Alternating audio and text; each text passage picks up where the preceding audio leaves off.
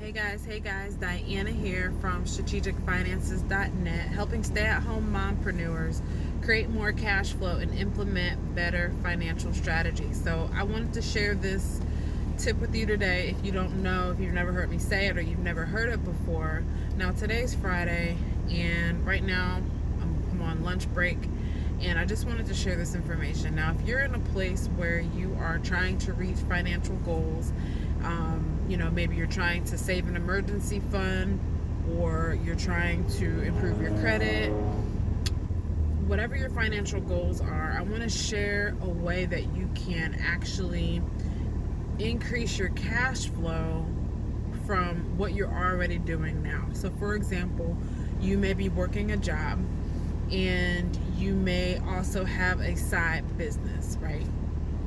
Well, on that job, without even touching your side business, I can share with you how you can actually bring more money home. So let's just say, for instance, you get paid today. So what if you can bring in an extra $100 each paycheck, an extra $200, an extra $300 each paycheck? Let's say you get paid twice a month or every 2 weeks. What if you could bring in an extra $200 every single paycheck? So that would be an extra $400 a month that you can bring in, okay? So answer this question to yourself. Do you receive a tax refund every year? Okay? If the answer is yes, then you are overpaying in taxes, okay? So one thing that you can do is revisit your W-4.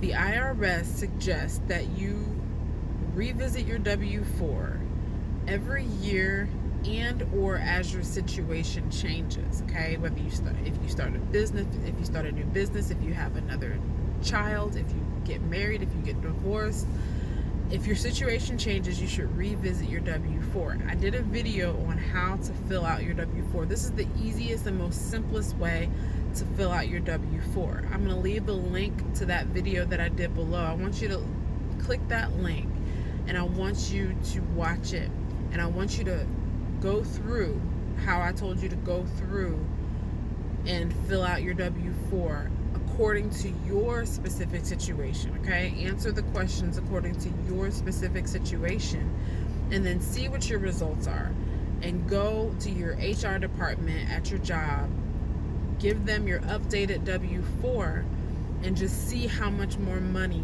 that you will be bringing in, okay? Every single month. Now, for example, if you're looking to establish an emergency fund, you should have at least $1,000, right? The more the better, but at least $1,000. If you don't have an emergency fund set up, take that extra money and put it toward the emergency fund. Let's say you get $400 a month. Let's just say you get $300 a month, okay? Extra in your paycheck, so that's $369, and like 3-4 months you can have your emergency fund, okay? So I want to share that with you. That can help you have a better weekend, have a better paycheck. You'll feel better. You've increased your cash flow, and you'll feel better. You won't feel like all your money is going towards bills or the things that you need, in your household. You could actually put some money aside for an emergency. That's going to give you peace of mind. And if we didn't learn anything during last year, 2020, you have to know that you have to have an emergency fund, because who knows what could happen, right?